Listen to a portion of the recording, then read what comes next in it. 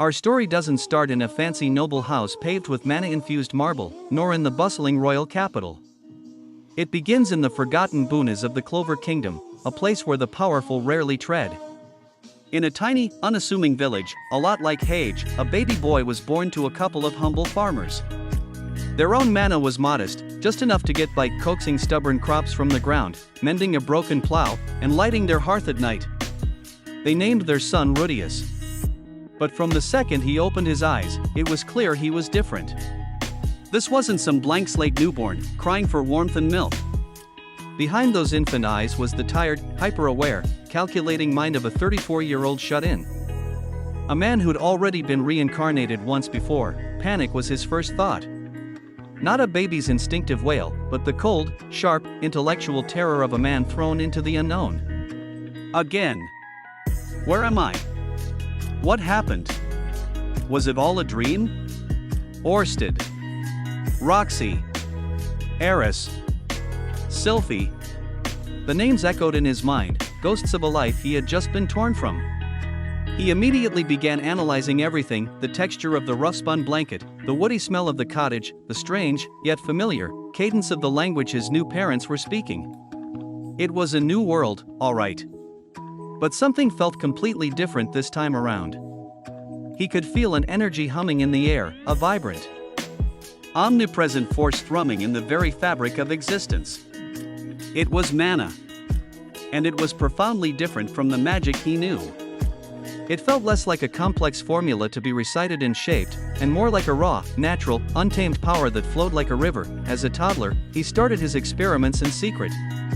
While the other village kids were figuring out how to stack wooden blocks, Rudeus was learning to feel.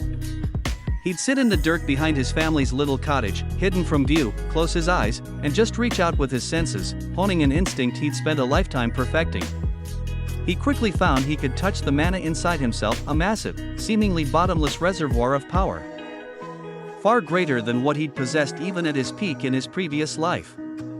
But more than that, he could touch the mana outside his body, the free-flowing energy of the world itself, a technique known in this world as a mana zone.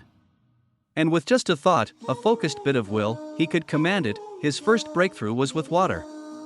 He remembered the grueling hours, the chanting, the focus required to create a simple water ball in his first life as a child. Here, it was almost as easy as breathing. He focused on the moisture in the air, the dew on the grass, and with a silent, internal command, a ball of crystal-clear water coalesced in his palm. No chanting. No complex magic circle. Just pure, unfiltered will made manifest. He then tried to replicate his old spells. A simple water ball chant did nothing. A cumulonimbus chant produced only a puff of inert mist. He realized the language, the very physics of this world's magic, was different. His old shortcuts were gone. He would have to write the book from scratch. His parents found him one afternoon, sitting in the mud, surrounded by a dozen perfectly sculpted, lifelike dolls of wet earth.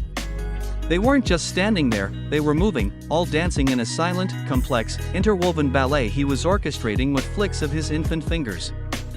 His mother dropped her laundry basket, her hand flying to her mouth. His father, a simple man whose greatest magical feat was making a potato grow slightly faster, could only stare, a cocktail of parental awe and primal fear swirling in his eyes.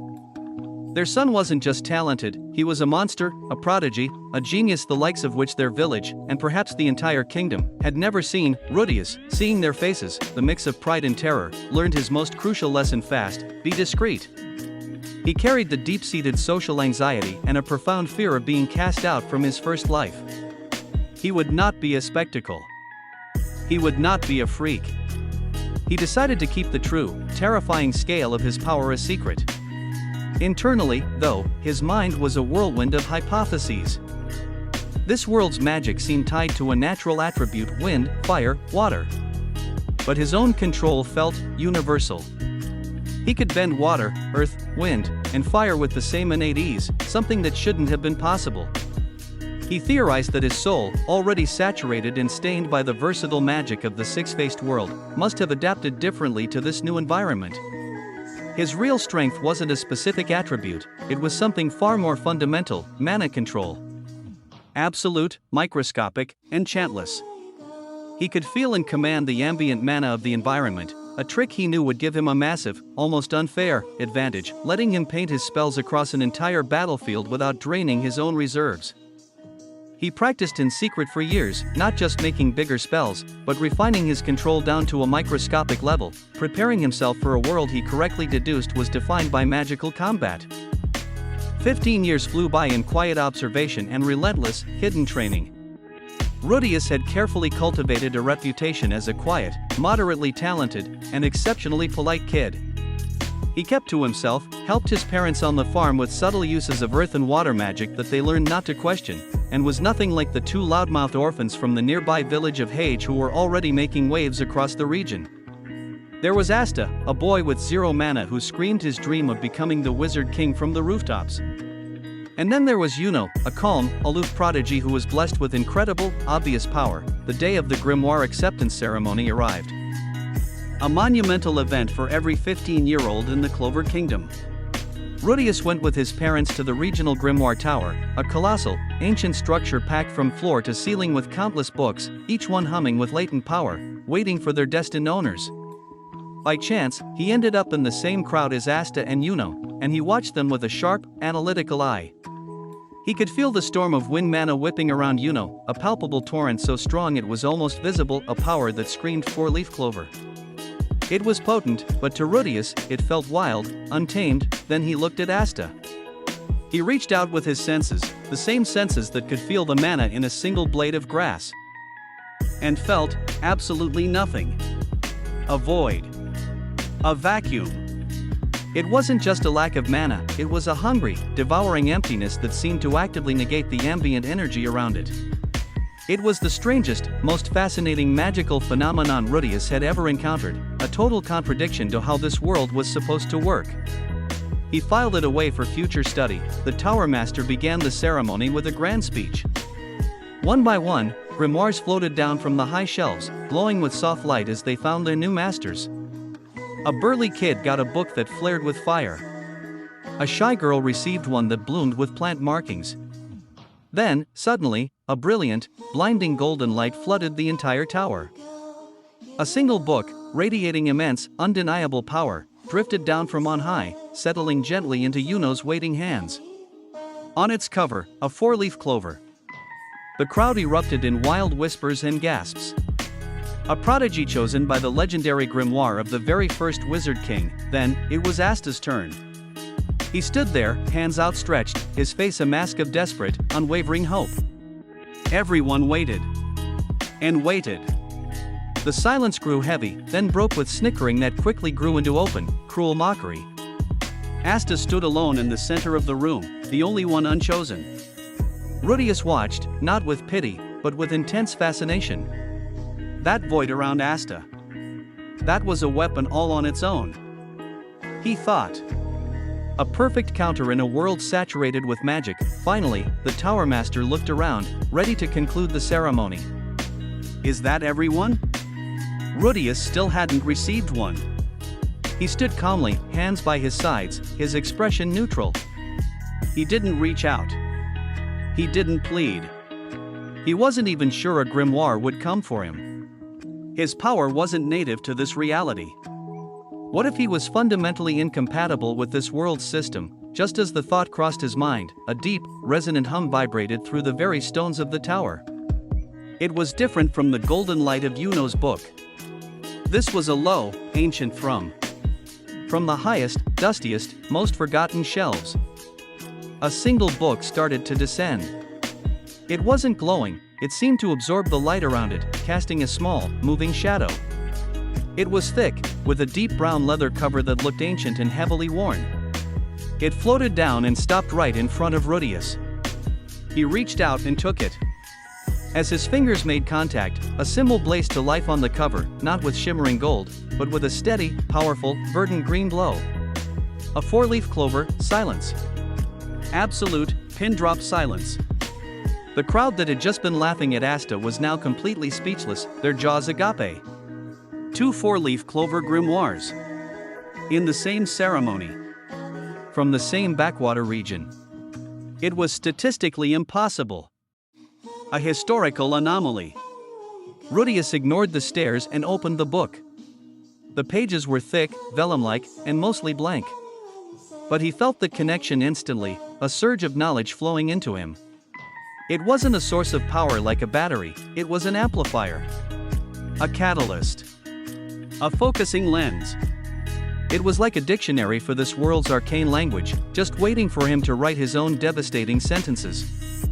A small, genuine, and slightly dangerous smile touched his lips. This wasn't a limitation. This was a tool. And with it, he could finally start to get serious. 6 months later, Rudeus stood in the royal capital's colossal Colosseum for the Magic Knight's entrance exam. The journey to the capital had been an education in itself. He took it all in with the pragmatic eye of a strategist mapping out a new battlefield, observing how common-use magic items powered the city, how nobles flaunted their power with casual, wasteful spells, and how the very air thrummed with a density of mana he'd never felt in his village. Inside the arena, the atmosphere was a thick stew of nervous energy, arrogant posturing, and raw magical power. At the front, seated on a high dais, were the 9 captains of the Magic Knight squads. Rudeus scanned them, cataloging their power signatures with his unique senses. The regal, icy pressure of Nozel Silva. The chaotic, sharp aura of Jack the Ripper. The mysterious, ancient-feeling mana of William Vengeance, which felt strangely familiar.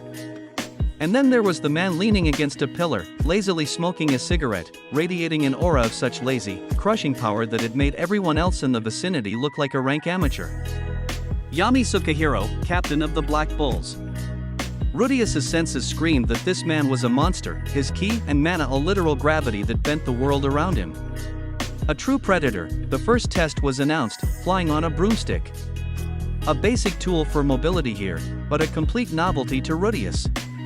While nobles zipped through the air with practiced ease and commoners wobbled or struggled to lift off. Rudeus just watched for a solid minute. He analyzed how their mana flowed from their bodies into the wood, and how it pushed against the air. It was just simple, inefficient wind manipulation. Closing his eyes, he fed a tiny, precise stream of mana into the broom, not forcing it, but guiding it, working with its nature. He rose into the air with perfect, unshakable stability, standing on the broom as if it were solid ground. No flash, no wasted energy. Just pure, subtle mastery that was so clean and efficient it was almost missed by the examiners.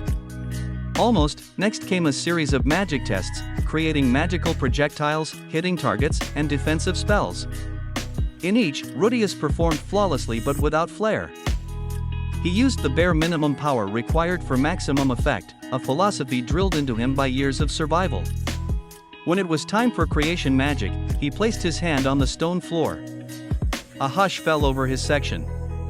From the dirt and rock rose a figure, not some crude, lurching golem, but a perfectly articulated humanoid doll made of compressed soil and stone. It stood, bowed elegantly, and then began moving through a series of fluid, complex martial arts forms, its movements impossibly lifelike and precise. A perfect copy of the training dolls he used to make for Eris. The captains leaned forward, their casual postures straightening. This wasn't just creation magic, this demonstrated a level of control, complexity, and sheer imagination that was unheard of from a 15-year-old rookie. The final and most anticipated test was one-on-one combat. By some twist of fate or intentional design, Rudeus was paired against a sneering noble with powerful lightning magic. "Try not to cry when you lose, peasant," the noble spat, unleashing a volley of crackling lightning bolts without waiting for the signal. Rudeus didn't move. He didn't even open his grimoire. He just raised one hand.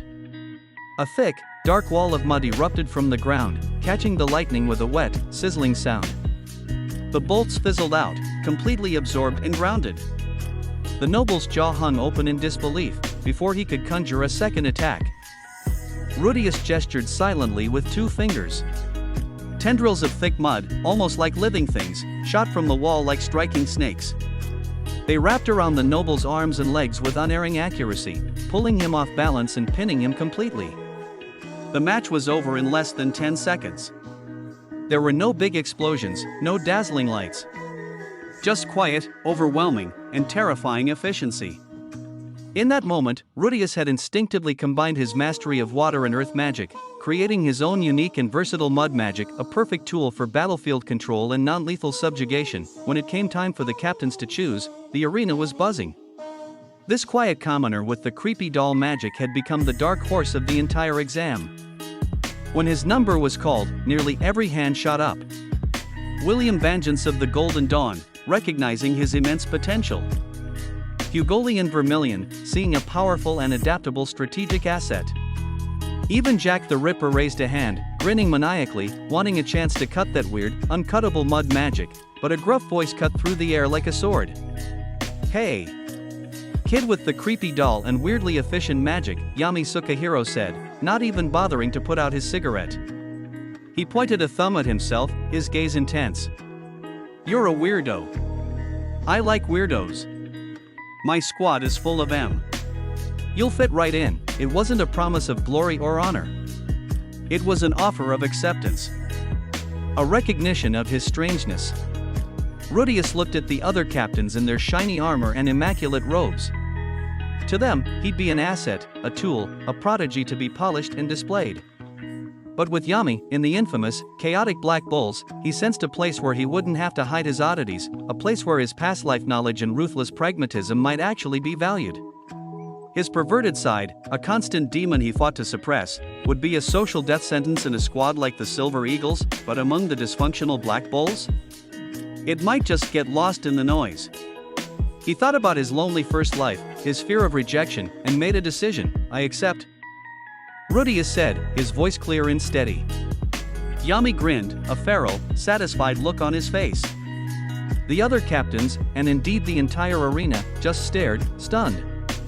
The second four-leaf clover prodigy had just chosen the worst, most destructive squad in the kingdom. The Black Bull's hideout was exactly the chaotic, borderline demolished mess its reputation suggested. The second Yami kicked the door open, a massive fireball whizzed past Rudeus's head, followed by a crackling bolt of lightning that vaporized the spot he had just been standing. Inside, Magnus Swing was brawling with a battle maniac named Luck Valtia. A woman in her underwear, Vanessa Enoteca, was passed out on a wine-stained couch, and a tiny girl, Charmy Papitson, was inhaling a whole roasted pig with terrifying speed. Rudeus, a man who had survived the teleport incident, mentored the violent and unpredictable heiress Grayrat, and served the silent, terrifying dragon god Orsted, was completely unfazed. This was basically a Tuesday for him. He calmly sidestepped another stray spell, his eyes scanning the room, his analytical gaze taking in his new family, cataloging their magic and temperaments. Asta, who'd also just been recruited by Yami, ran up to him, stars in his eyes. "Whoa! You're the other four-leaf clover guy. We're squad mates. This is gonna be so awesome," he yelled, vibrating with energy. Rudeus gave a polite, practiced nod. He was already deeply fascinated by Asta's five-leaf grimoire and the giant, rusted anti-magic sword on his back. A curse? A symbiotic devil? An item from another world? The intellectual possibilities were more thrilling to him than any fight. His attention then shifted to Noelle Silva, the disgraced royal who'd also been unceremoniously dumped on the Black Bulls. He watched her try to cast a simple water spell to douse Magnus' hair, only for it to misfire and blast a new hole in the far wall. The others laughed. Rudeus didn't. He saw her immense mana reserves warring with her complete lack of control, a classic case of power overwhelming the user's confidence. He remembered his own initial struggles to master a new element, the frustration, the feeling of helplessness. Later, he approached her while she was sulking outside. Without a word, he held out his palm. A perfect, swirling sphere of water appeared, a tiny, controlled vortex churning inside it. "You're trying to force it," he said softly, his voice devoid of judgment. "Water doesn't like to be forced. It's an element of flow and adaptation. You have to guide it. Feel its path, don't try to carve a new one." Noelle stared, first in defensive anger, then in shock at the genuine, non-judgmental advice. It was the first time a peer had offered her real help instead of ridicule. A tiny, important seed of respect was planted. Before long, Luck, drawn to Rudeus's massive mana like a moth to a flame, bounced over. "Fight me. You're super strong, right?" "Let's have some fun," he chirped, his smile wide and unnerving. Seeing a perfect chance to gather combat data on a high-speed opponent, Rudeus agreed. The fight was a blur of motion and strategy. Luck was impossibly fast, his lightning magic-enhanced movements defying prediction. But Rudeus didn't even try to match his speed. Instead, he turned the ground into a thick, sucking quagmire, hampering Luck's footwork. He threw up angled earthen walls to block Luck's paths and redirect his momentum, using his opponent's speed against him. He used countless mud tendrils not to win, but to harass, to snare, to test his reactions. He didn't win, but more importantly, he didn't lose. He fought the infamous battle freak to a complete standstill with pure tactics and battlefield control, earning a different kind of respect from Luck, who now saw him as a fascinating new puzzle to solve. Yami watched it all with a satisfied smirk, leaning against the doorway. His gambles were already paying off. To test his two weird new rookies, he gave them their first mission, a simple boar hunting job in a nearby village. He sent Asta, the boy with no magic, and Rudeus, the boy with more magic than he knew what to do with. And just to make sure they didn't burn down the whole village or drown it in mud, he sent Noel along to supervise. When the trio arrived at the village of Saucy, they were met with an unnerving, deathly silence.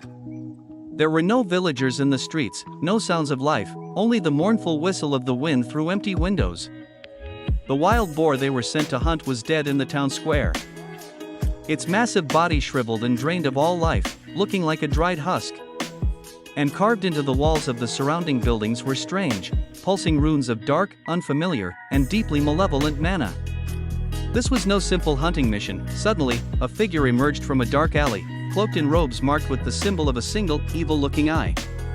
Their mana felt twisted, corrupted, fanatical, and boiling with a deep, abiding hatred for the Clover Kingdom and its nobles. It was a member of the terrorist group known as the Eye of the Midnight Sun. The mage's hidden face turned to them, their head tilting with curiosity. "So, the Wizard King sends children to do his work?" The voice hissed, dripping with condescension. "One with no magic at all, how interesting. And the other?" The gaze seemed to pierce right through Rudeus, feeling his unique magical signature. "Your magic feels ancient. Unfamiliar. It's not of this kingdom. No matter.